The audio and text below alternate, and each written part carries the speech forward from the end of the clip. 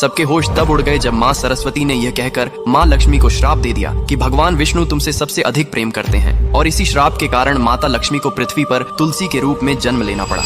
कहानी उस समय की है। वैकुंठ लोक में माँ सरस्वती, लक्ष्मी और गंगा देवियाओं में बहस हो गई कि तीनों देवियों में से भगवान विष्णु सबसे ज्यादा प्यार किसको करता है। क्योंकि सरस्वती ज्ञान, विद्या और कला की देवी थीं, लक्ष्मी धन, वैभव और समृद्धि की देवी, और गंगा पवित्रता, शांति और शुद्धता की थीं। भगवान विष्णु तीनों का समान आदर और सभी से समान प्रेम रखते थे। लेकिन तीनों देवियों के मन में यह प्रश्न उठने लगा कि संसार में सबसे अधिक महत्व किसका है, ज्ञान का, धन का या पवित्रता का। यह विचार धीरे धीरे बहस में बदल गया। नारद मुनि भी वहां पहुंचे और अपने स्वभाव के अनुसार अलग अलग दृष्टिकोण रखकर बहस को और गहरा कर दिया।